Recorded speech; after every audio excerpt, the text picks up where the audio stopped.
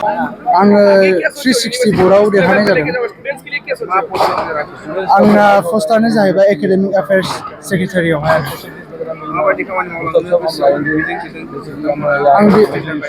आं बेखौनो मावलांनो सानो जे जों एस ए स्टुडेन्ट जों फेयार मावलांनो नाजागोन हाजासे बेनो आरो।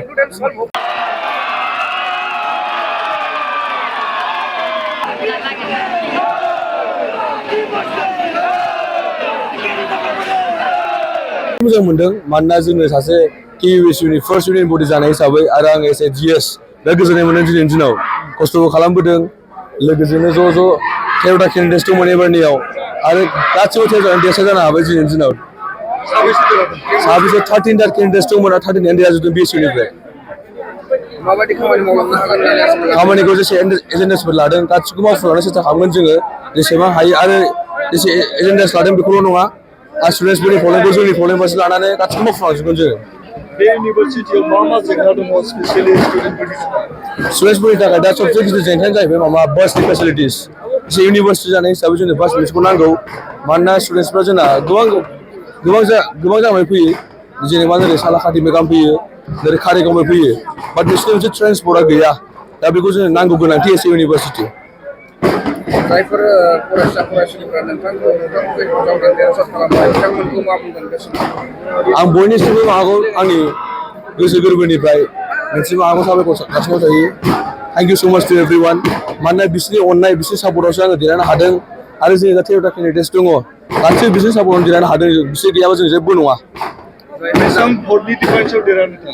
आंना टटेल भट्सआ माबामोन 1601 आरो आङो माबायाव देरहादों 500 प्लासनि भट्सजों देरहादों आङो। जायफोर जेनबाय जाय हान्जाया बिथांमोनखौ इयुन फैबाय थानाय समाव खामानि मावनाय हेफाजाब लुबैना लुबैया जेननाय हान्जाया?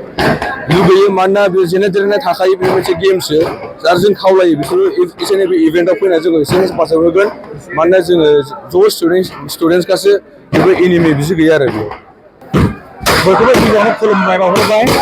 दिनै जोंनि बड'लेण्ड BTCनि राजथावनि क'क्राझारनि नामदांखा बुहुम फरायसालि दिनै गोदानै बुहुम फरायसालि जाबाय।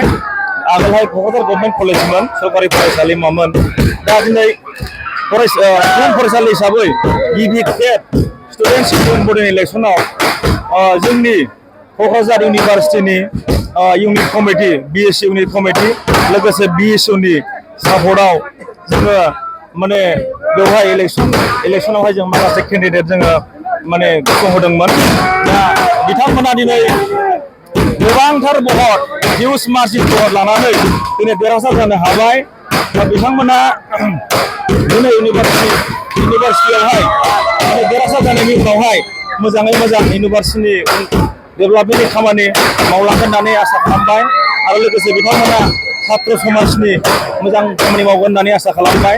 दिनै इउनिभारसिटि हिसाबै गोबां इसुसफोर दङ गोबां इउनिभारसिटि हिसाबै दिनै माखासे डिपार्टमेन्टफोर जोंहा बेवहाय सफैनो जायाखै बे हिसाबै गासिबो डिपार्टमेन्टखौ लाबोनाय खामानि लोगोसे माखासे फेकाल्टि मेम्बार्सफोर टिचार्सफोर बिनि सायावबो बिथांमोना गासैखौबो माने समाधान खालामगोन लाबोगोन बेखौ माने जोंबो BSU धोरोमनिफ्राय बिथांमोनखौ माने सापर्ट खालामगोन हेफाजाब होगोन आरो लोगोसे दिनै नैबे जोंनि इलेक्सनाव देरहानायनि थाखाय जाय बिथांमोनहा जोंनि फरायसा लोगो बिथांमोनखौ सापर्ट खालामदों गासिबो जाथि हारिनि स्टुडेन्ट बिथांमोन फरायसा बिथांमोन फरायसुला फरायसुलि बिथांमोनखौ आङो जोंनि BSUनि जानानै गोसो गोरबोनि साबायखर बावो।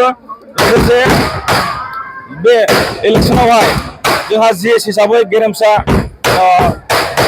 ब्रह्म बिथांजों लोगोसे जेसेबां केन्डिडेट देरहानो हादों बिथांमोनखौ जोङो जोंनि BSUनिफ्राय हाजासे कंग्रेचुलेसन बावबाय। लोगोसे बिथांमोना गावसोरनि मेहनतजों लोगोसे जोंनि इउनिट BSUनि मेहनतजों आरो लोगोसे गोबां बिथांमोननि सापर्टार्सनि मेहनतजों बिथांमोना दिनै नैबे इलेक्सनखौहाय माने गोबांथार माने हिउज मार्जिनाव देरहानो हादों। बिथांमोननिसिम जोंनि BSU धोरोमनिफ्राय हाजार हाजार धन्यबाद बावबाय। लोगोसे जोंखौ जोंनि BSUनि माने जाय माने पलिटिकेल पार्टिया जोंखौ दानानै होदोंमोन BPF बिनि जायनाखि मुरब्बि मानगोनां हाग्रामा मुलि सारनिसिमबो जोंखौ BSU दानानै होनानै छात्र समाजनि जौगानायनि खामानि मावनो खाबु होनायनि थाखाय रोजा रोजा जोङो BSUनिफ्राय सारखौहाय जोङो मान बावहरदों साबायखर बावहरदों।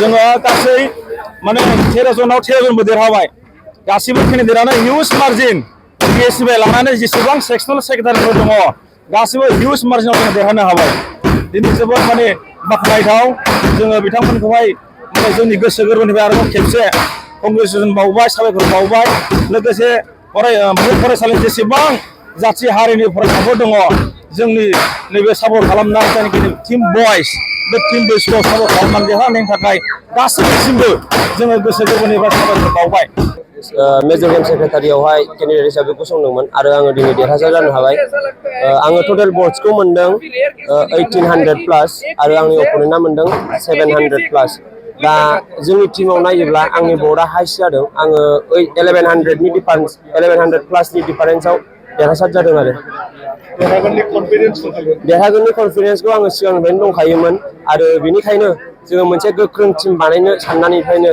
आरो बानायनानैहाय गेलेनाय जादों बे माबाखौ इलेक्सनखौहाय